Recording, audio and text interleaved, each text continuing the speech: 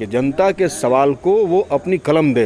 ये दौर जो है मीडिया के गोदी मीडिया में तब्दील हो जाने का दौर है। ऐसे जो लोकतंत्र का चौथा स्तंभ है उसका जो धार है उस धार को कुंद कर देने के लिए ये कार्रवाई की गई है कि पत्रकार डर जाए। ये सरकार मीडिया पर कंट्रोल कर लेना चाहती है। हाथ कंगन को आरसी किया और पढ़े लिखे को फारसी किया।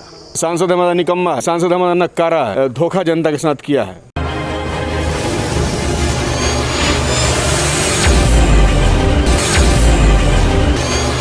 फिलहाल हमारे साथ डुमरांव के विधायक अजीत सिंह कुशवाहा है।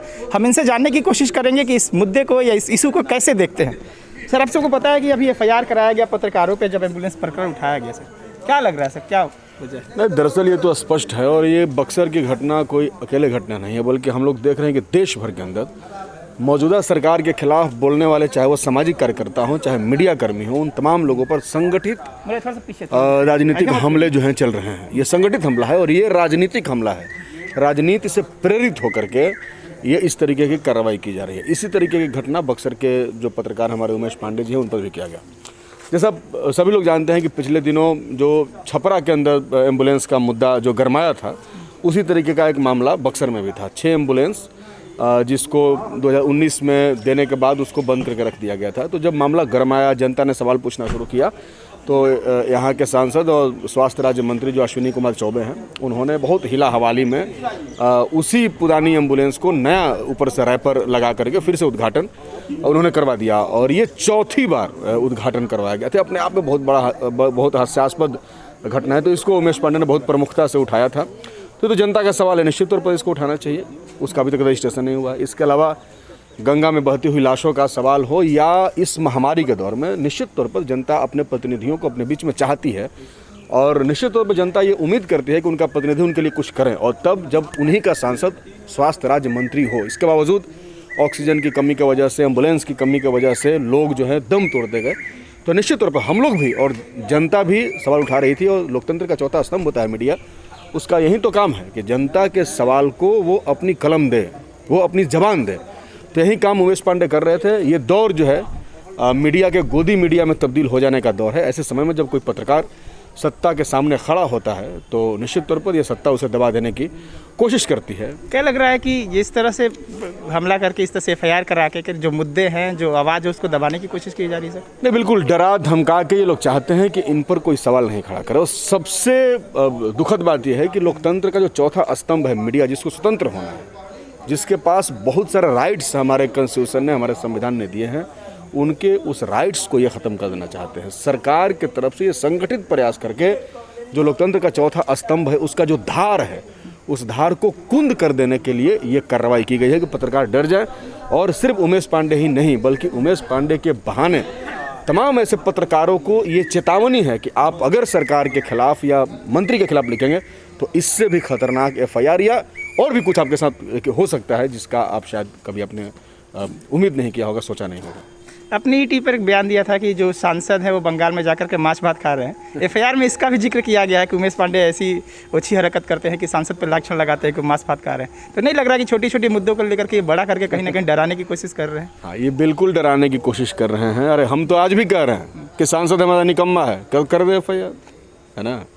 हम तो कह रहे हैं कि सांसद हमारा नक्कारा है। हम तो कह रहे हैं कि सांसद ने हमारे एम्बुलेंस के साथ धोखा जनता के साथ किया है। हम तो कह रहे हैं कि बहती हुई लाशों के जिम्मेदार निश्चित तौर पर स्वास्थ्य राज्य मंत्री हैं, यूपी का CM है और बिहार का CM है।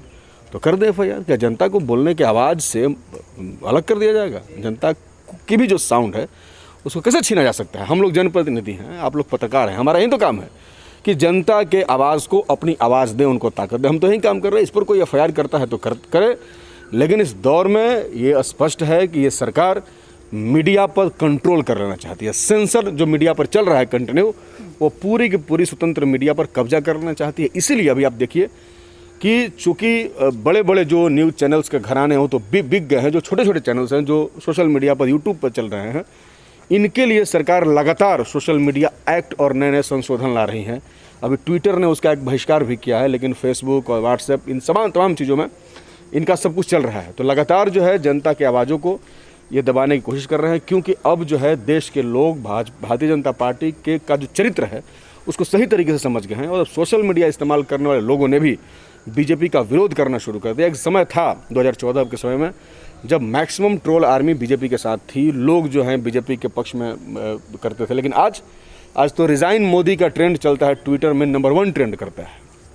ये बीजेपी सबसे जब शुरुआत में आई थी, जब इसकी मतलब पॉलिटिकल कद बढ़ना शुरू हुआ था चुनाव में 2014 में, देखा गया कि सोशल मीडिया इनका मुख्य हथियार था और उसी के माध्यम से ये लोगों पे हमला करवाते थे। इस बीजेपी आईटी थी, तो कहीं ना कहीं वो बीजेपी को लाभ पहुंचा रही थी, तब तक तो उसके हिमायती थे। लेकिन फिलहाल देखा गया कुछ दिन पहले ट्विटर के जो ऑफिस से करल वहाँ छापा मारा गया, फेसबुक को लेकर के नया नया गाइडलाइन जारी करी। सबको कैसे देख रहे हैं सोशल मीडिया पर, क्या दिक्कत है सोशल मीडिया से इनको?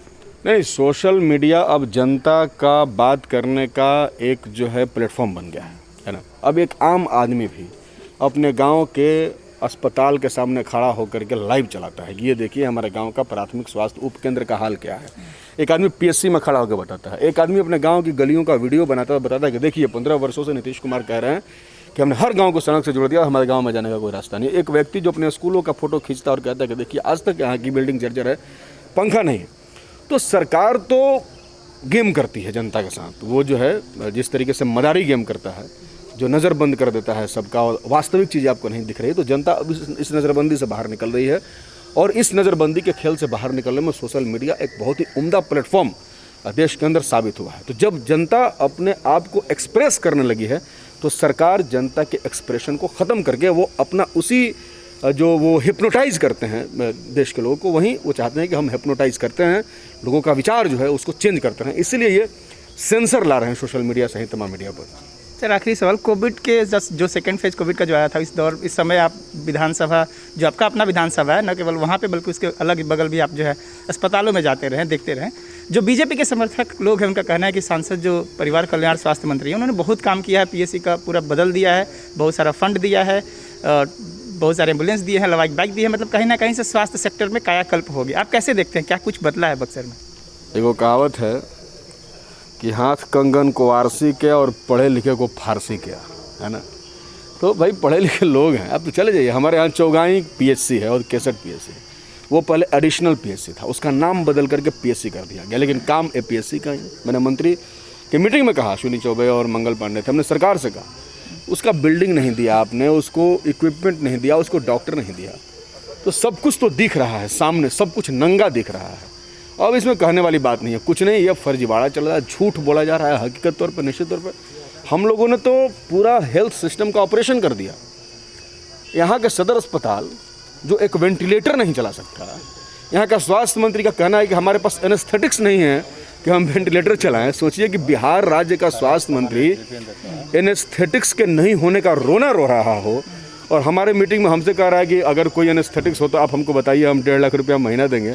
हमने कहा कि महाराज आप स्वास्थ्य मंत्री क्यों हैं, आपके पास एनेस्थेटिक्स क्यों नहीं है?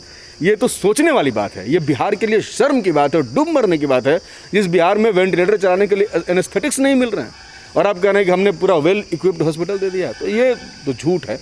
यही हेल्थ एंड वेलनेस सेंटर का 2 बार उद्घाटन हुआ और सब लोग जानते हैं, कहीं वेंटिलेटर नहीं है भाई पूरे बिहार में, कहीं भी, ना पीएमसीएच ना डीएम, यहाँ जो भी हैं बड़े अस्पतालों में वहाँ भी कम है, एनएमसीएच डीएमसीएच, मैक्सिमम लोग वेंटिलेटर के चलते मरे हैं। अभी तक बक्सर में कोई वेंटिलेटर नहीं चल रहा है। सर अश्विनी चौबे जो काम करने का दावा करते हैं, उन्होंने जो एफआईआर किया, एफआईआर में एक चीज़ बजाबते बताया है कि जो टेलीमेडिसिन है, एम्बुलेंस है, लवाइक है और अस्पताल में जो जो सुविधाएं होनी चाहिए, सब एसजेवीएन के CSR फंड होता है ना, CSR फंड से दिया गया है। तो क्या नहीं लग रहा है कि एसजेवीएन के सहारे ये अपनी जो है कि अपने उसको सबको अपना फंड बताते हैं? क्योंकि पिछली बार कोरोना काल में 40 लाख का राशन बांटने का दावा कर रहे थे, जिसमें अपना पर्चा डाल रहे थे वो लोग, तो हम लोगों ने एक्सपोज किया था, तो वो भी एसजेवीएन का पैसा था और ये कह रहे थे कि मेरा फंड है। तो नहीं लग रहा है कि ये जो एनजीओ, ये एसजेवीएन है, इसके पैसे से खुद की राजनीति चमका रहे हैं? देखिए, एसजेवीएन चौबे जी के लिए दुधारू गाय है, जिसको दूह रहे हैं। अब उसका दूध कौन कौन पी रहा है ये हम लोग को नहीं मालूम, लेकिन ये मालूम है कि जिस तेज़ी के साथ दुहाई हो रही है उस गाय की, आने वाले समय में उसको निचोड़ करके ख़त्म कर दिया जाएगा। यहाँ थर्मल पावर का निर्माण हो रहा है, लेकिन इसको ये लोग अवसर बनाए हुए हैं। मोदी जी ने कहा है कि आपदा को अवसर बनाना है, तो ये तमाम चीज़ों को अवसर बनाते हैं। इनके लिए कोविड भी अवसर है, और लगातार ये तो बात स्पष्ट है कि एसजेवीएन के पैसे से ही इन्होंने सारा इक्विपमेंट देने का दावा किया है, जो कि नहीं पहुंचा है। उसकी जांच होनी चाहिए। हम लोग जांच की मांग भी करेंगे आने वाले समय, विधानसभा जब चलेगा तो हम मांग करेंगे कि जितना पैसा एसजेवीएन ने दिया है हेल्थ सिस्टम को डेवलप करने के लिए, उन तमाम चीज़ों की खरीदारी कहाँ हुई, कितनी हुई, कैसे हुई, और वो कहाँ काम कर रही हैं, कहाँ वर्क कर रही हैं। तो आने वाले समय में हम ये सवाल उठाएंगे। जी शुक्रिया। तो ये है अजीत कुमार सिंह, अजीत कुशवाहा, जो डुमरांव के विधानसभा के विधायक हैं। इनका साफ कहना है कि पत्रकारों पे हमला, एक्टिविस्टों पे हमला, ये सत्ता का जो खेल है, ये कहीं ना कहीं से आपकी आवाज़ को रोकने के लिए, आप जनता के मुद्दों को दबाने के लिए किया जा रहा है। और हम विधायक इसके खिलाफ हैं, लगातार इनके खिलाफ आवाज़ उठाते रहेंगे। ये चाहे तो हम पे भी FIR कर सकते हैं, लेकिन आवाज़ नहीं रुकेगी। सवाल सबसे होंगे, चाहे सत्ता हो चाहे विपक्ष हो।